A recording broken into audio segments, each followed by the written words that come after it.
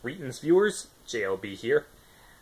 I'm actually here to start off a new series of mine where I'm going to be talking about animated films. Now, I've been talking about animated TV shows for a while now, and I thought it would be a nice change of pace to talk about animated films instead.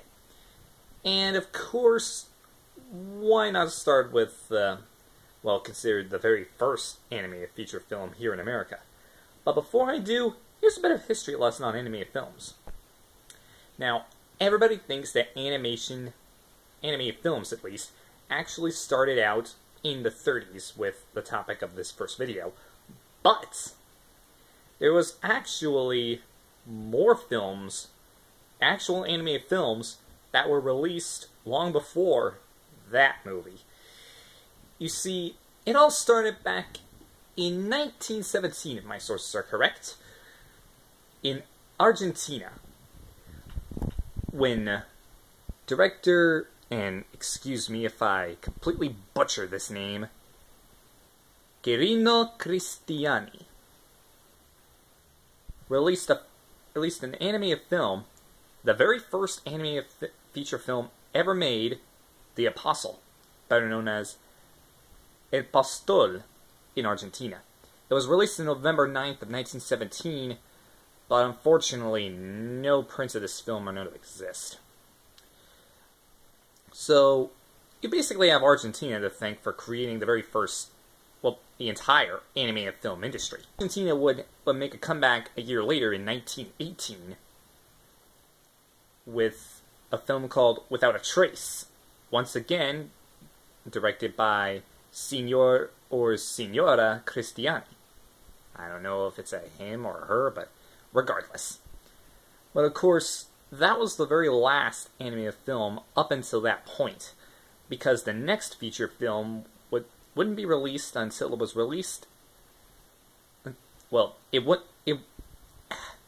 Without a Trace would be the last animated feature film ever made. That is, until 1926, when the Weimar Republic, the very first animated film in Germany, actually released a film called The Adventures of Prince Ahmed. It was directed by Lotte Reiniger, I believe, if that's how you say it. But of course, as you can see, most animated films back then were released outside the US. It would be several years before they would reach US soil. And the list goes on saying that the next feature film using animation was released in 1930, called The Tale of the Fox, released in France. You got Piloto City, released a year later in 1931 in Argentina. You got The New Gulliver, released in Russia in 1935. And you've got two animated films that were released in 1936. The Adventures of Pinocchio in Italy, and The Tale of the Priest and His Workman Balda over in Russia. Then we come to 1937, and the only animated films that were released during this time period were The Seven Ravens, a Disney film that was made specifically for the 1936-1937 Academy Award ceremony called Academy Award Review of Walt Disney Cartoons, which was just a bunch of Disney shorts all put together. But then you've got the movie that we are going to be talking about on today's video, Snow White and the Seven Dwarfs. That's right, the one that started it all, and is still the fairest in the land. But I think something's missing. Before we begin, something's missing. Oh, I get it. Hold on a second. Let's see if I can pull off a little switcheroo here. Ah, that's better. Can't do a Disney review without my Mickey hat. Anyway, now that awkwardness is out of the way, let's discuss some Snow White history and such, shall we? Now, see, Snow White and the Seven Dwarfs is considered the one that started it all and is still the fairest of them all, though that's considered for Disney history. But of course, behind the success of Snow White is the visionary, the very man who brought her to life. I'm talking, of course, about Walt Disney. He was a unique American genius, storyteller, artist, and innovator. Of course, in 1901, that's when he was born. He was born in I think Missouri? Kansas City, Missouri? Nah. But regardless, rather than talk about Walt's history, he actually got his start in animation after seeing a silent version of Snow White in 1916. He remembered it as a kid. He saw Margaret Clark in it, that it was held for all the newsboys in Kansas City. That was his first big picture he ever did see.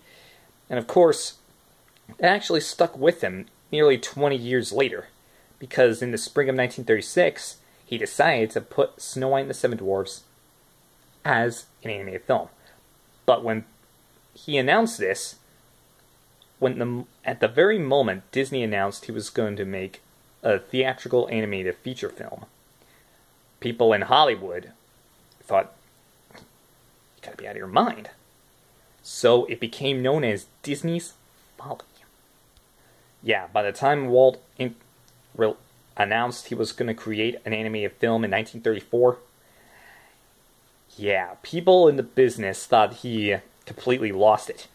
And despite his outward confidence, Walt was kind of concerned. He was worried that his critics might be right. He was thinking that maybe people won't be able to sit through an hour and a half of color cartoon, because back then, people thought the bright colors would hurt your eyes. Everybody just get up and walk out of there, and more people thought you're going to have gags all the way, and then people are going to get tired of it. But Walt was a better storyteller than that. Now, even his own brother and wife tried to talk Walt out of the idea. And of course, this kind of added up to his negative feelings about creating the world's first animated movie. But after a trip to France, where they showed multiple Disney shorts in a row, he thought, if people are going to sit through all these shorts in a row, why won't they sit through an animated movie? Now, if you want the full-out history on how the movie was made, you can find a copy of Snow White and the Seven Dwarfs on DVD, and you can check it out for yourself. Or you can go on YouTube, where I'm sure that behind-the-scenes documentary talks about it. Well, what I'm here to say is it a good film? In all actuality, yeah, it actually is. But I do have a few minor nitpicks here and there. For example, the movie moves at a bit of a brisk pace, which is kind of what Walt wanted, considering, well, this was a do-or-die situation, but the beginning of the movie kind of moves a little bit too fast. I mean, just within the first few minutes, we've already set up the plot, set up the love between Snow White and the prince, dodged the murder attempt, and Snow White's already lost in the woods. It moves at a bit too fast a pace for some people's taste. Personally, I don't mind it, but just wanted to throw that out there. And of course, speaking of the prince, no one even knows his name. I mean, not even generic Prince Charming. He's just called the Prince. And better yet, the dwarves. The dwarves. What do we know about them? Well, considering I haven't watched the 7D on Disney XD, if you haven't seen the 7D, you probably are in the same boat as I am. But if you have, just ignore me for the next couple of seconds. We don't even know that much about the dwarves. I mean, are they brothers? I mean, I assume they're brothers. Why are they mining for diamonds? I mean, they admitted in the song, Hi-Ho, they admitted that they don't know why they're digging. They just go to a mine and start mining diamonds. But all those nitpicks aside, Snow White's definitely an influential film that is more than worth your time if you're an animation fan. I mean, when it premiered in 1937, I get that right? Yeah, December 21st, 1937, people went crazy. They went crazy when the film came to a close. For 87 minutes, the guests at the Carthay Circle Theater where Snow White premiered laughed and cried, and when the movie came to a close, they rose to their feet to cheer and applaud. Disney's greatest folly became his greatest triumph, and this resulted in Walt Disney becoming the world's leader in animation. Now, of course, it's thanks to Snow White that we have all the Disney stuff we have today. But of course, let's just say that if it weren't for Snow White, who knows what the fate of animation would be. We'd probably still be watching movies in Argentina if it weren't for Snow White. But in short, Snow White is definitely a feature film that has stood the test of time. It's still the fairest of them all, and I think it will be over the next... See, Snow White was released in 1937. Over the next 80 years, Snow White will, without a shadow of a doubt, still be the fairest in the land. Now, with all that out of the way, I want to thank you all so much for tuning in. I think this might be the beginning of a new series called Animation Cinema. But I don't know. Some films I might not get so much information on. So you're going to have to bear with me. But anyway, thanks for watching. See you next time. Oh, and think twice if an old lady offers you